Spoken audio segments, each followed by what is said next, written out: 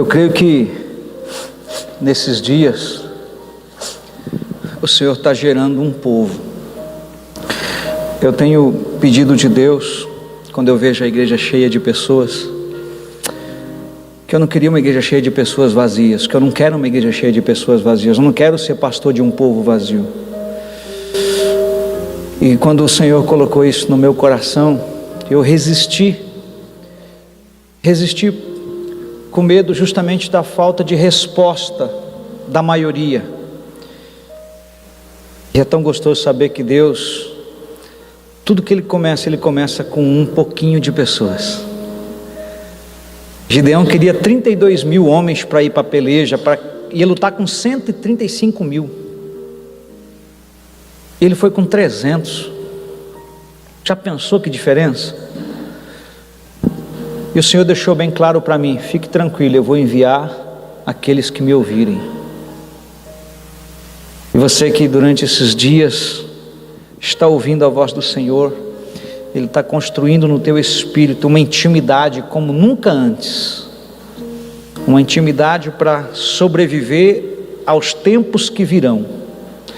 Eu tenho dito aqui na igreja que sobreviverá nos dias difíceis que nós temos pela frente somente aqueles que são íntimos do Senhor, somente aqueles que se entregam ao Senhor. Os frequentadores de igreja, eles não conseguirão resistir. Os frequentadores de igreja, eles não são frequentadores da presença de Deus. Os frequentadores de igreja, eles não têm intimidade com o Espírito Santo. Eles são frequentadores de auditório, eles pensam assim: igreja é tudo igual. Cada um tem um nível de intimidade. A sua estatura, quem vai definir é você. Se você quer águas pelos artelhos, se você quer água pela canela, se você quer água até no joelho, como que você, à medida que você vai entrando na profundeza de Deus, Ele vai te revelando. O salmista, no capítulo 24, se eu não me engano, ele disse que a intimidade do Senhor é para aqueles que o buscam. O mesmo salmista disse assim: uma coisa pedi ao Senhor e a buscarei. Entende que pedir é uma coisa e buscar é outra? É por isso que ele diz: buscar-me-eis e me achareis quando me buscardes de todo o vosso coração. Então, à medida que você se entrega, a sua alma grita. A alma não se conforma com isso, ainda mais nesses dias tão friozinho para ficar com pipoca e TV, ou jantar uma sopinha e dormir. A alma não aceita isso. Confesso para vocês aqui, só para vocês, que nos dias que eu estava avaliando, se eu ia obedecer esse comando do Espírito, porque teve a primeira vez, pastor Heber fez a primeira vez, e eu falei: meu Deus, que coragem. Como ele não obriga ninguém, eu fiquei na minha. Mas os 52 dias que eu participava, que eu via, as vezes que eu via, você assistiu várias vezes, eu fiquei: meu Deus, por que eu fui tão desobediente? Então quando ele falou: estamos começando novamente, eu falei: estou dentro. E agora de tarde eu estava falando um pouquinho com ele, a gente manda áudio um para o outro, e eu falei desse novo tempo. E eu sei que Deus vai fazer algo incrível nas nossas vidas. Eu disse para ele que vai ter um antes dos 52 dias e um depois dos 52 dias, onde o Adriano não vai ser mais o mesmo. Haverá uma fome, uma sede, uma entrega, onde cada um de nós não seremos mais o mesmo. Eu não quero, irmãos, ser aquele tipo de pastor vazio que se conforma em ter uma igreja e a igreja sustenta o pastor e está tudo certo. Eu já falei para o senhor há um tempo atrás: então me manda para o Vale do Jequitinhonha, se for para eu ficar e me conformar com isso. Falei com a Silmar essa semana sobre isso. Você voltaria e largaria tudo, porque hoje eu poderia me sentir realizado. Os amigos meus que veem a igreja, eles falam assim: cara, tá bonito seu povo, sua igreja. Não, não é meu, é eu que sou deles, e eu não quero, não conformo, não aceito isso. É tão bom estar no porto, seguro, o navio está ancorado, está preso, é tão bom. Só que muito tempo no porto enferruja o casco, e o navio afunda do mesmo jeito. Então eu quero ir para as águas profundas que o Senhor tem para nós, amém, irmãos? E eu quero compartilhar o porquê que nós estamos trabalhando 52 dias, eu tenho estudado Neemias, e eu convido você a abrir sua Bíblia, Neemias no capítulo 2. Ontem nós conversamos aqui a respeito da frustração de Neemias, da tristeza de Neemias, quando ele recebeu notícias da sua cidade, ele recebeu notícias do seu povo, e muito triste, a Bíblia diz que ele chorou, a Bíblia diz que ele orou, a Bíblia diz que ele clamou, a Bíblia diz que ele suplicou a Deus, ele não se conformou. A Bíblia diz que ele confessou os pecados dele e os pecados do povo. Tudo isso está aqui no capítulo 1. A Bíblia diz que ele pediu a Deus que ele pudesse ser útil. E ele finaliza dizendo: e eu era copeiro do rei. Eu entendo que Deus vai levantar os anônimos, Amanda. Os anônimos que a multidão não conhece, mas o céu, o inferno e a terra conhecerão, porque são pessoas de Deus. Aí ele entra no capítulo 2, e ele diz assim: no mês de Nisan, Abib, isto é, entre março e abril, para vocês saberem, do 20º ano do rei Artaxerxes, na hora de servir-lhe o vinho, levei-o ao rei. Nunca antes eu havia me apresentado com um semblante triste na presença dele. Olha para mim, irmãos, como você serve a Deus? Como que as pessoas que trabalham com você, que moram com você, que relacionam-se com você, te conhecem? Como alguém frustrado?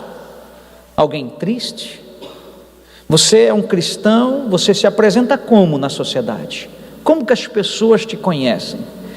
Quando eu olhei Neemias dizendo que ele servia ao rei, e nunca antes ele se apresentou triste para o rei. Olha que interessante. Ele era um empregado, estava perto do rei, naquele tempo ele estava na condição de escravo, porque ele era um exilado, e ele se apresenta para o rei, ele sempre fez com alegria. Hoje as pessoas não querem mais fazer as coisas com alegria. Se às vezes pede para alguém fazer alguma coisa, ele pode até fazer, mas faz emburrado, faz frustrado, faz bravo. E ele está dizendo aqui, ele nunca antes havia se apresentado com um semblante triste na presença do rei. Lembre-se disso. Talvez você esteja passando por uma dificuldade, por uma luta. Apresente-se alegre. Não é fingir, é segurança. Não é mentir, é fé. Está difícil, não é para negar, está difícil, mas eu sei que eu vou passar por isso. Eu me lembro de Jó, naquela fase terrível da vida dele, dizendo, apesar de tudo ele dizia: eu sei que o meu Redentor vive. Ele estava crendo, o cara tinha perdido riqueza, tinha perdido a saúde, perdeu os filhos, ele perdeu tudo que as pessoas valorizam. E de tudo que ele perdeu, para mim o que tinha de mais valor era a saúde e os filhos. E ele disse: o Senhor deu, o Senhor tirou. E a Bíblia diz que em todo o tempo ele adorava. Eu penso que Deus está levantando essa geração, uma geração que não é governada por coisas e nem por circunstância, mas uma geração que aconteça o que acontecer, eles vão para o pé do Senhor. É isso que Neemias está ensinando. E aí ele diz assim, no verso 3: e justifiquei ao rei, que o rei viva para sempre, como meu rosto não estaria triste, se a cidade em que está o sepulcro de meus pais está completamente destruída, e as suas portas consumidas pelo fogo. Ele está relatando, é como se eu e você falássemos: Deus, eu não conformo. Ontem à tarde uma pessoa matou o filho da Eunice, um homem, 40 anos, não importa qual foi o problema, mas todo dia tem gente sendo assassinada na nossa cidade. Todo dia tem um crime sendo cometido no presídio, na UNEI. Todo dia tem um ataque de pedofilia, todo dia tem prostituição, todo dia tem tráfico, todo dia tem violência doméstica, todo dia tem roubo de carro, todo dia tem roubo de casa. Todo dia tem mentira, todo dia tem corrupção. Eu e você precisamos assumir a responsabilidade espiritual sobre a cidade. Deus nos chama para reconstruir esta cidade, não ela fisicamente em si, mas reconstruir uma cidade espiritual. A cidade ela melhora quando o homem e a mulher de Deus se posicionam, e ele estava dizendo justamente isso para o rei: eu não me conformo, rei, de saber que o meu povo, a cidade dos meus pais está tudo destruído. Que você entenda que as coisas espirituais, como a criminalidade, a imoralidade, a murmuração, todas essas coisas estão acontecendo, e infelizmente muitos que professam a fé em Deus, muitos que frequentam o auditório de cultos, eles estão envolvidos no meio disso. É assustador, mas o número de divórcios é impressionante. O ano passado, mais de 10 pastores de uma denominação batista divorciaram, aqui no Mato Grosso do Sul. Mais de 10 casais de pastores de uma denominação, fora Quadrangular, Assembleia Batista, fora todos esses, eles divorciaram. Aí eu não posso me conformar com isso, eu tenho que me posicionar, eu tenho que me levantar, eu tenho que dizer: Deus, eu não aceito isso para a minha vida. Aí você continua olhando para o texto, quando o rei pergunta para ele no verso 4: o que está desejando me pedir? Nesse instante, ele faz uma rápida oração ao Deus dos céus. Sabe, a gente toma decisões sem consultar Deus muitas vezes. Deus, eu faço isso, eu vou até lá, eu quero isso, eu preciso disso. Aqui ele estava dizendo: fiz uma rápida oração a Deus. Irmãos, eu fico imaginando o rei: o que você precisa? E ele começa a orar ali: Senhor, então, me ajuda agora, Deus. Deus, é isso que eu preciso. Aí ele abre a boca e responde: se for do teu agrado, e se o teu servo puder contar com a tua bondade, eu rogo-te que permitas ir ajudar a cidade do sepulcro dos meus pais, para que eu a reconstrua. Irmão, perceba que quem está falando aqui é o copeiro. Ele está frente a frente ao rei, e ele está dizendo que agora ele vai para uma cidade construir. Ele está pedindo agora, e eu acho que interessante aqui, quando eu vejo isso, que ele era submisso ao rei, ele sabia que ele precisava, ele não saiu louco, não, eu tenho uma missão, ele chegou: rei, está acontecendo isso, isso, isso, eu preciso que o Senhor faça isso e isso por mim. Ele orou a Deus, e Deus pôs isso no coração dele. Aí você vê o verso 6, onde o rei diz: então o rei, tendo a rainha assentada ao seu lado, me perguntou: quanto tempo levará esta tua viagem? E quando regressarás? Depois de informá-lo sobre a duração da missão, ele concordou em liberar-me. Olha que bênção. Aqui nós encontramos a autoridade e a submissão. Um homem que estava submisso ao rei, a autoridade sobre ele era o rei, e ele foi lá, apresentou ao rei, colocou para o rei a sua situação, e o rei concordou. Aí você vai para o verso 8, ele está agora pedindo ao rei que o rei, no verso 7, no verso 8, dê a ele cartas, dê a ele autorização para passar pelas fronteiras. E é interessante que quando Deus põe um projeto no teu coração, ele vai prover também. Olha o que diz o verso 8: e também uma carta para Asaf, guarda da floresta do rei, para que ele me forneça madeira para construir as vigas das portas da fortaleza que fica junto à casa, e para os muros da cidade, assim como para levantar a residência que irei ocupar. Visto que a generosa mão de Deus estava me abençoando nesse sentido, o rei atendeu todos os meus pedidos. O cara tinha uma missão. Agora ele já tem cartas para atravessar as fronteiras. Agora ele já tem cartas para que eram os líderes, os chefes dos depósitos de material de construção, no caso aqui a madeira que ele precisava. Então agora ele está dizendo assim, e ele me deu todos os meus pedidos. Irmãos, quando você e eu estamos ouvindo a voz de Deus, quando Ele coloca um projeto no seu coração, você escutou, lembra que Ele orou lá no começo? Que Ele orou, chorou, que Ele colocou diante de Deus, e agora Ele está dizendo aqui, o rei atendeu todos os meus pedidos. Quem de nós não quer isso? Sabe, nesse tempo que nós estamos caminhando, a gente vê tanta insubmissão, a gente vê tanta falta de honra, é tanta desonra, mas a gente vê aqui ele honrando e agora sendo honrado. Eu vou te dar a carta para você passar, é o passaporte para você entrar, e vou te dar aqui, ó, um cartão de crédito ilimitado. Já pensou o que é isso? Tudo que você gastar eu vou pagar. Você vai lá, vai fazer os muros, vai fazer a casa que você vai morar. Olha só, vale ou não vale a pena estar na direção de Deus? É isso que Ele está nos ensinando através de Neemias.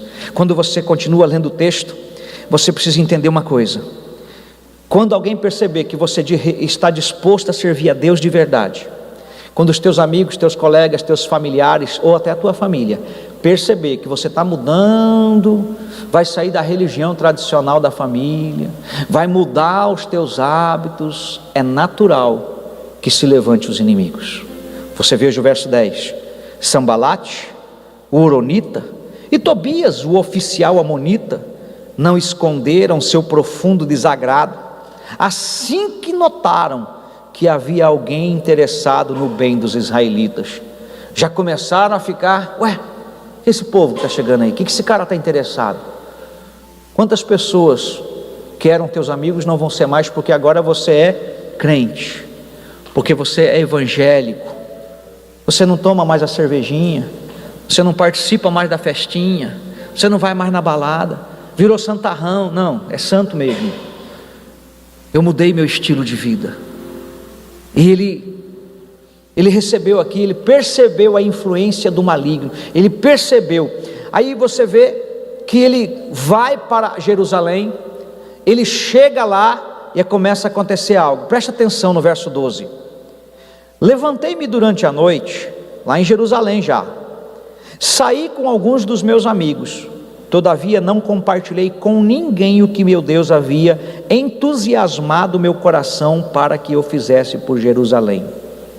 Sabe, irmãos, tem coisa que Deus coloca no nosso coração, que você não conta para os amigos, você espera, amadurece, continua orando, continua guardando no coração, confidencia com os íntimos, confidencia com a sua família, com aqueles que são seus.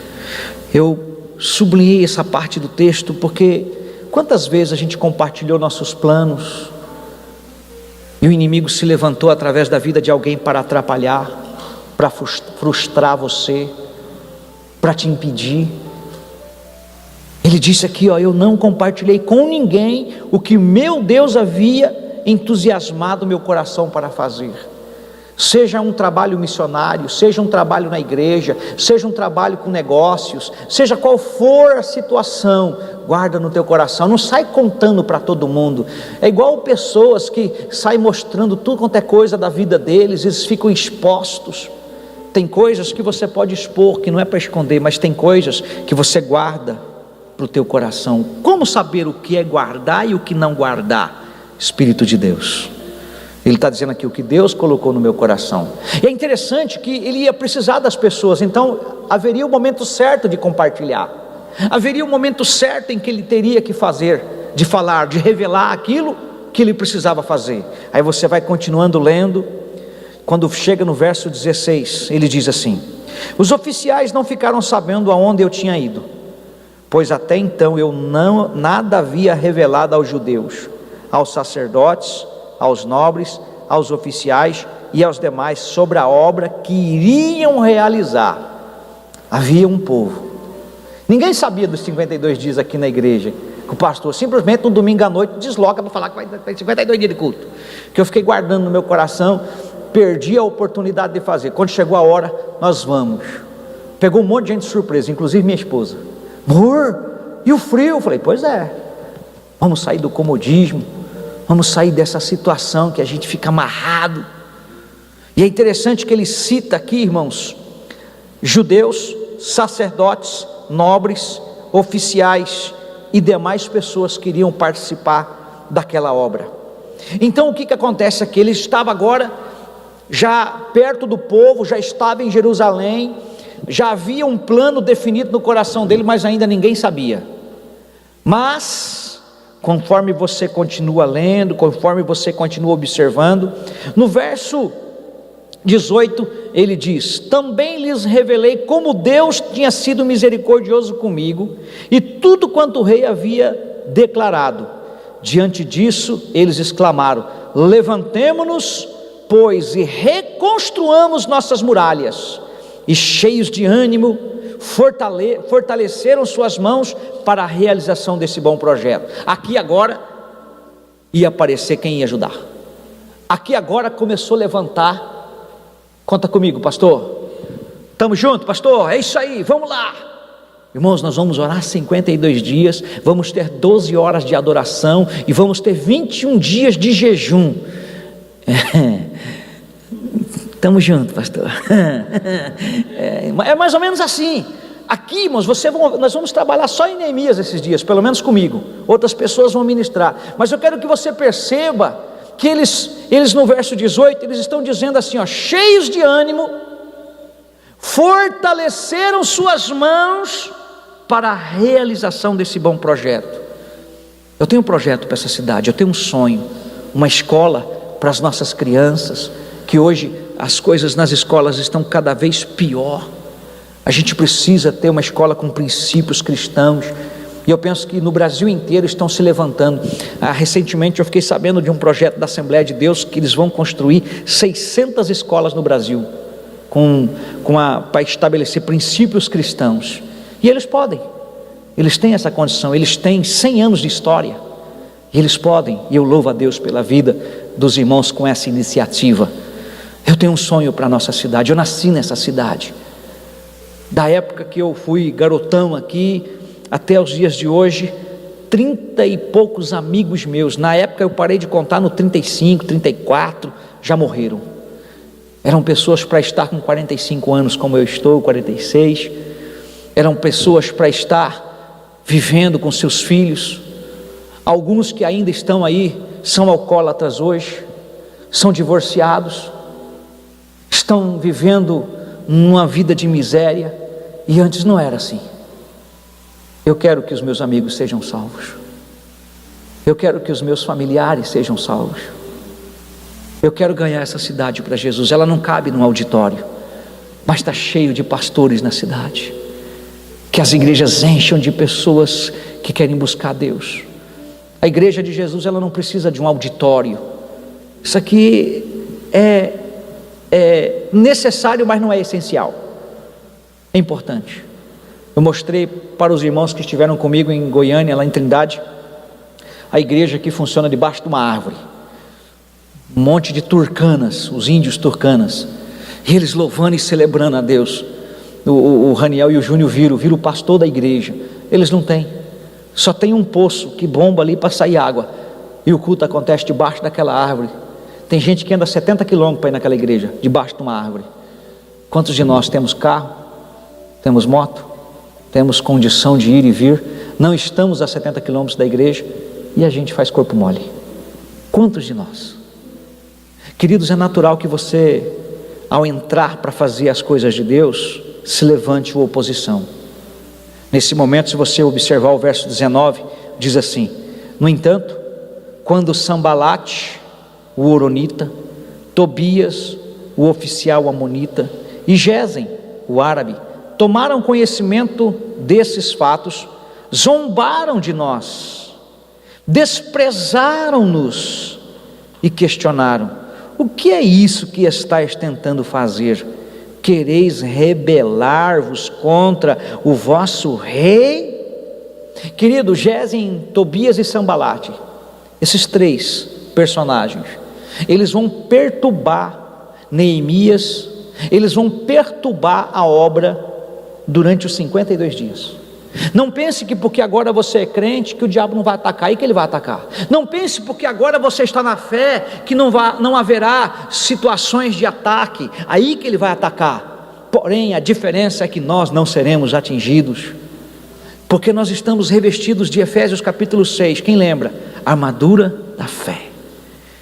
Vai vir pancada? Vai vir luta? Vai. No mundo vocês terão aflição, diz o Senhor, mas tem de bom ânimo. Então, não pense que a vida cristã é facinho, não é. Tem cruz, tem choro, tem clamor, tem dor. Falava com alguém hoje, o apóstolo Paulo, depois que ele decidiu que ele teve um encontro com Jesus, Até então ele vivia na religião, ele tinha os seus costumes da lei mosaica, ele vivia de acordo com a lei dos fariseus, com a lei dos sacerdotes, ele perseguia os seguidores de Jesus, mas de repente ele tem um encontro com Jesus, aquela parte lá em Atos que ele cai do cavalo, né? E ali ele agora é cristão de verdade. Agora preste atenção, estude isso uma hora que você puder. A primeira batalha dele foi mostrar para os crentes que ele agora era do mesmo time, mas os crentes queriam matar ele. Depois chicotada, pedrada, chicotada de novo, pedrada de novo, náufrago, dentro de um navio, quase morrendo, no escuro, com fome, mas cheio de fé, preso, mas adorando a Deus. Lembra? E perto da meia-noite Paulo e Silas louvavam a Deus. É esse nível de fé. É um nível onde você adora independente da circunstância. Está doendo aqui, mas eu estou adorando. Estou preso, mas eu estou adorando. Está uma situação difícil aqui, mas eu estou adorando. Eu não vou me moldar à condição, porque eu já sou dele. Eu me lembro que quando Paulo desce na ilha de Malta, ele está lá tremendo de frio, e acende uma fogueira. De repente ali mexendo, colocando os gravetos, vem uma serpente, mata, quer pegar o cara, quer envenenar ele. Nesse momento alguém diz, esse cara, os deuses querem matar ele. Eu estava ali quase morrendo, não morreu, não sei como, agora vem aqui a serpente, quer pegar ele. Daí de repente Paulo põe a mão dele no fogo com a cobrinha, a cobra venenosa, e a cobra morre no fogo. Sabe o que eu aprendo nessa parte? Que só o fogo de Deus, a serpente representa o mal, a serpente representa Satanás, e nesse momento o fogo aceso ali queima aquilo. Então eu vejo Paulo sofrendo, desde o momento que ele recebe Jesus como Senhor e Salvador, até o final da sua vida em prisão, as cartas que foram escritas. Esse homem só sofreu, mas é ele que deixa para nós o maior exemplo de fé. Amém? Então é natural, faz parte, quando você se propõe a servir a Deus de verdade, que se levante os Sambalat da vida, o Gesem, é Gesem, viu gente, não é Geder não, viu, não confunda as coisas, o Gesem e os Tobias da vida.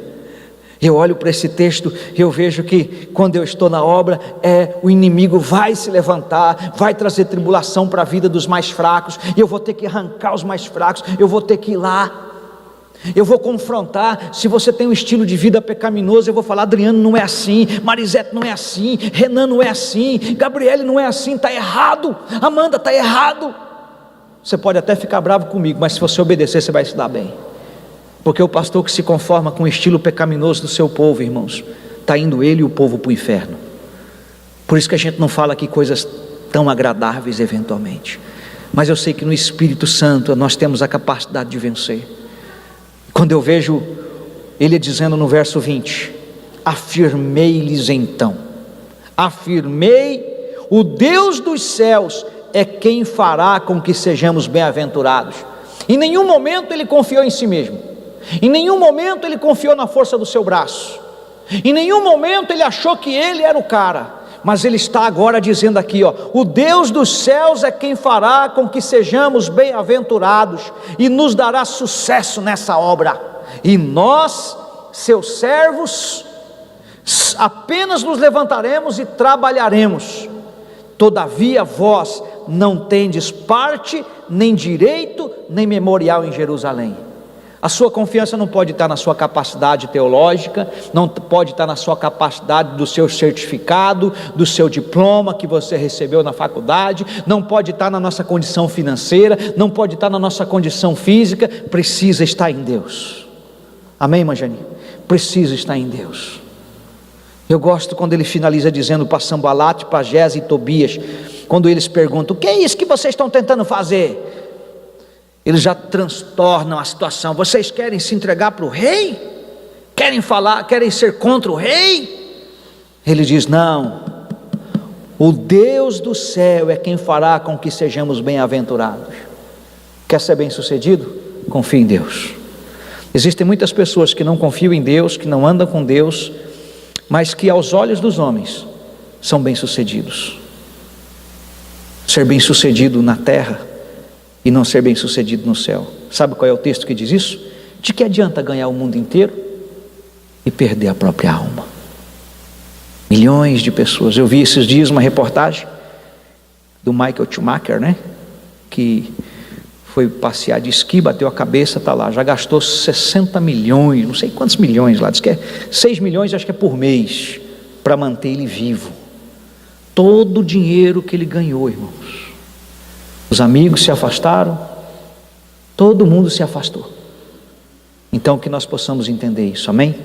Você recebe essa palavra? Vamos caminhar desse jeito? Guarda o teu coração. Nesses 52 dias, firme-se. Falei, eu quero aprender a andar sobre as águas.